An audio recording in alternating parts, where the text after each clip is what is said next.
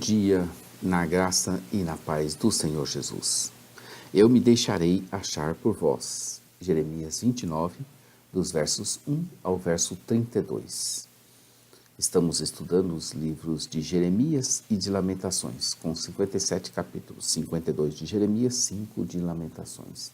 O propósito dele era lembrar os exilados na Babilônia os motivos das suas provações e garantir-lhes que, ao se arrependerem, voltariam para a terra prometida com grandes bênçãos da parte do Senhor.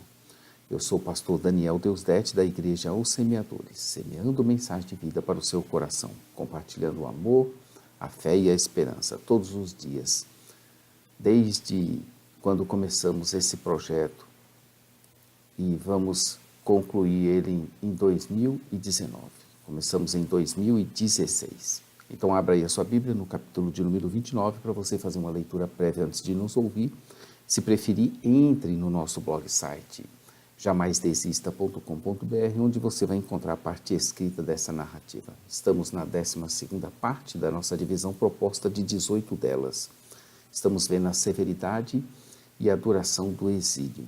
Como já dissemos aqui, nesta parte, Jeremias prenunciou um exílio longo de 70 anos como punição pelo seu pecado persistente e adverte que a destruição seria quase total. Uma ideia que era rejeitada pelos falsos profetas que pregavam a paz e que pregavam que o templo os garantiria qualquer coisa, que o templo era como se fosse um amuleto.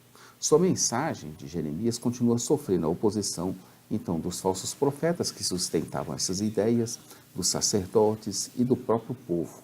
Eles tinham muita fé no templo, mas não praticavam as ações corretas diante de Deus. Estamos vendo uma carta aos exilados sobre as falsas profecias. Estamos na parte E. Então temos aqui neste capítulo 29 uma carta aos exilados sobre as falsas profecias. Esses versículos resumem uma carta enviada por Jeremias aos judaítas no exílio. Ele os incentivava a aceitarem o longo exílio como castigo justo de Deus contra a nação, pois com isso estariam prontos para a restauração vindoura. Ou seja, aquela seria a geração que pagaria as contas e que deveria pagá-la com alegria e com esperança, pois somente assim garantiria um retorno mais rápido.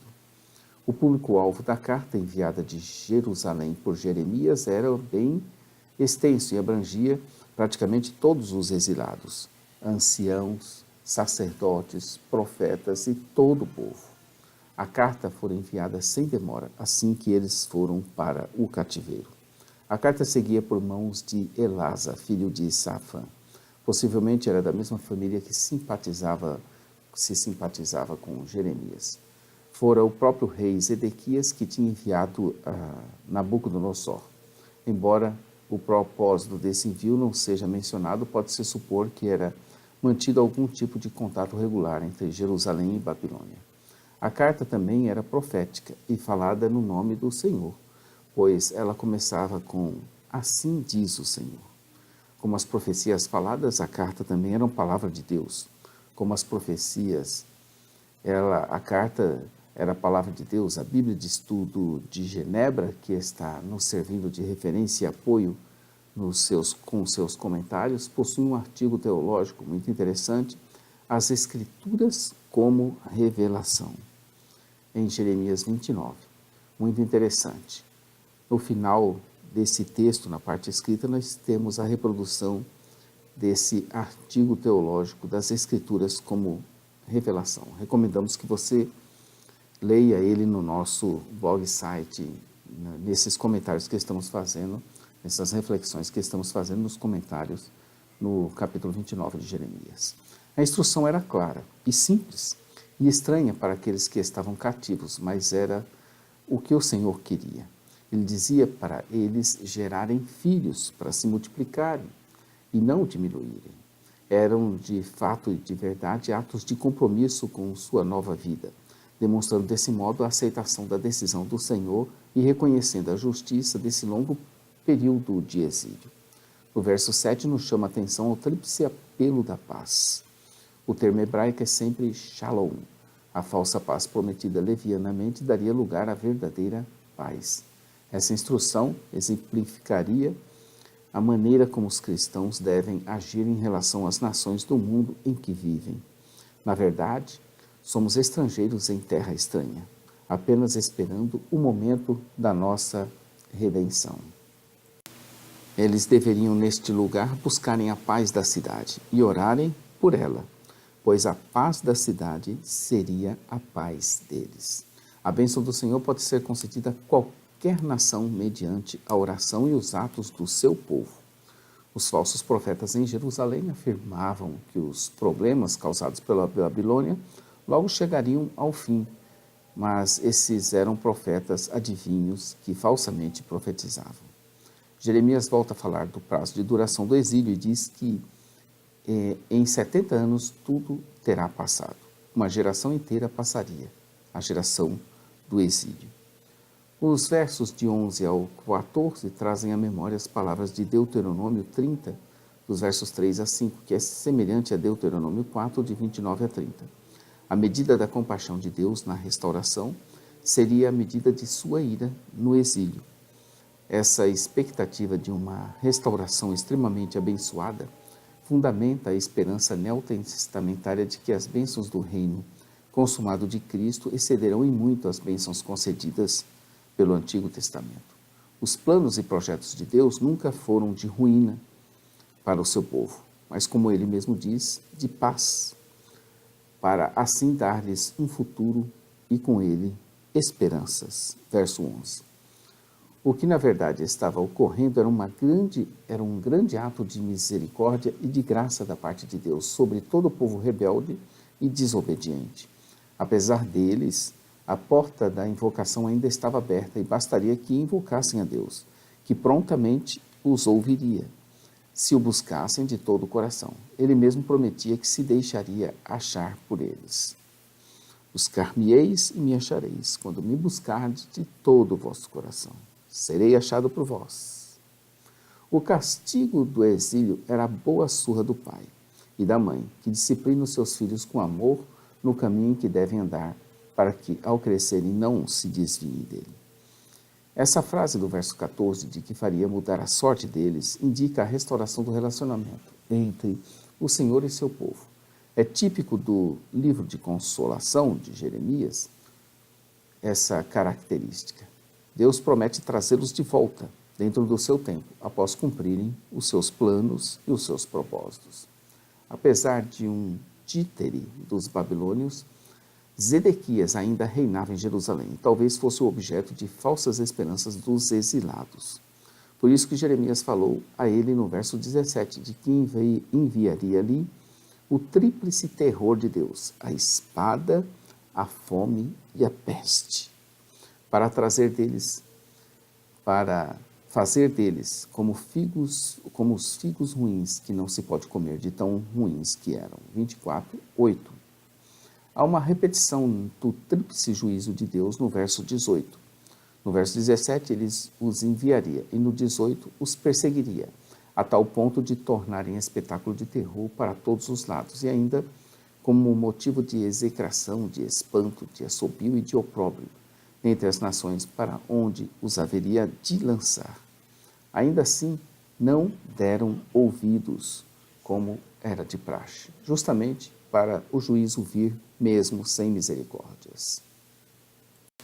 Zedequias e os que ficaram em Jerusalém seriam ainda mais castigados, porque não haviam aprendido a lição ensinada pelas tribulações nas mãos dos babilônios.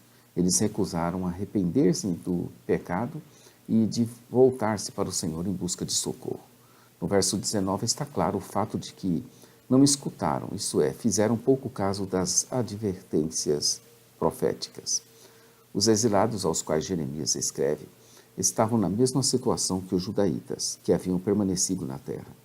Nenhum dos grupos havia entendido a necessidade de arrependimento total. Ainda mais uma vez no verso 20, o apelo para que ouvissem e se arrependessem. Mas, como já disse, a palavra pregada que encontra corações de barro somente faz endurecer mais ainda para que o juízo venha com todas as suas forças. São dois tipos de corações. O de cera, que se derrete diante do sol. O de barro, que se endurece, apesar do sol. Acabe, filho de Colaías e de Zedequias e de Manassés, profetizava falsamente em nome do Senhor. Por isso todos seriam exilados por causa deles. E ainda seria formulada uma maldição, verso 22. O julgamento de Deus contra Zedequias e Jerusalém seria tão grande que seria usado como padrão do que uma pessoa experimentaria no fogo. Um método babilônico de execução.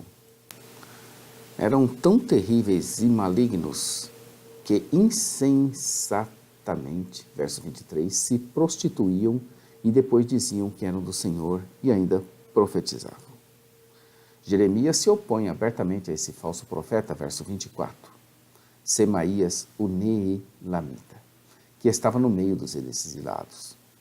Ele fez semelhantemente a Jeremias cartas em seu próprio nome ao povo que estava em Jerusalém, como também a Sofanias, filho de Maazéias, o sacerdote, e a todos os sacerdotes, dizendo que ele tinha sido colocar no lugar de Jeoiada, o sacerdote, para ser o encarregado da casa do Senhor, e que, portanto, deveria ser lançado em prisão, e no tronco o profeta Jeremias, o Anatotita, que falara do exílio que haveria de durar muito. Então ele era contra totalmente Jeremias e profetizava mentira. Profetizava justamente o que o povo queria ouvir, que os sacerdotes queriam ouvir, que o rei queria ouvir. Durariam os 70 anos especificados em 25:11 e 29:10, e que, portanto, era para edificar em casas e plantar em pomares. Semaías cita a carta de Jeremias, verso 5. Jeremias 29:1 diz assim: Ora, são estas as palavras da carta de Jeremias, o profeta enviou de Jerusalém aos que estavam dos anciãos do cativeiro, como também aos sacerdotes e aos profetas e a todo o povo que Nabucodonosor levara cativo de Jerusalém para a Babilônia. O verso de número 11 diz: Pois eu sei os pensamentos que tenho, que os planos que estou projetando para vós, diz o Senhor, planos de paz e não de mal, para vos dar um futuro e uma esperança. Verso 12: Então me invocareis, e ireis e orareis a mim, e eu vos ouvirei. Buscar-me-eis e me achareis. Verso 13: Quando me buscardes de todo o vosso coração. Verso 14, um dos mais belos: E serei achado de vós, diz o Senhor, e farei voltar os vossos cativos, e congregar-vos-ei de todas as nações, de todos os lugares para onde vos lancei, diz o Senhor, e tornarei a trazer-vos ao lugar de onde vos plantei. E o verso final de Jeremias, no 29, portanto, assim diz o Senhor, verso 32, Eis que castigarei a Semaías, o Neelamita, e a sua descendência, aquele profeta mentiroso. Ele não terá varão que habite entre este povo, nem verá ele o bem que hei de fazer ao meu povo, diz o Senhor, porque pregou rebelião contra o Senhor. No verso 29, no verso 29, a partir do verso 29, temos que Sofonias, o sacerdote, leu esta carta aos ouvidos de Jeremias, o profeta. Mas aí vem a palavra do Senhor para Jeremias, repreendendo veementemente a esse falso profeta, como tendo sido falado pelo Senhor a Semaías, esse falso profeta, e feito com que ele desse crédito, o que não teria o Senhor pedido sobre isso. Considerando-se as ameaças feitas a Semaías como as feitas a Ananias, veremos que terrível coisa é pregar rebelião contra o Senhor. E ainda profeticamente, em nome de quem? Quem é que estava usando o profeta? Ele não veria o bem que o Senhor haveria de fazer. Uma justiça irônica para quem anunciou o bem de maneira precipitada e sem conhecer a mente do Senhor. Não deixe de ler, como recomendamos para você, o trecho que se encontra na Bíblia de Estudo de Genebra sobre as Escrituras como revelação, onde é enfatizado que a Bíblia é a palavra de Deus. Ela não contém, ela é a palavra de Deus. E o Verbo se fez carne, e o Verbo habitou entre nós. Amanhã estaremos aqui com o livro da restauração, no capítulo 30 do livro de Jeremias. Inscreva-se em nosso canal, conheça nosso blog e site Jamais Desista, onde tem a parte escrita dessa narrativa que nós vimos hoje, onde tem esse texto sobre a palavra de Deus que você vai ler, onde você vai encontrar material escrito com referências, estudos, Bíblia, você vai encontrar com gravuras, quadros, e vai te apoiar nessa parte que você está ouvindo e vendo agora. Nossa loja virtual fica no semeadores.com.br e nossa loja física no centro de Taguatinga. Temos material disponível para servir todos vocês com abundância, graças a Deus. Às 8h30, momento missionário na igreja Os Semeadores. E às 8h30 todos os dias. E às 15 horas, aos sábados, diretamente da Suécia, momento missionário da igreja Os Semeadores, com a palavra de vida do pastor Johnny Ramos e da pastora Janira Ramos. Amanhã, Jeremias 30, o livro da restauração. Fique com Deus, um bom dia a todos. Maranata, ora, ora, vem, Senhor Jesus. Deus abençoe você, sua família, seu ministério.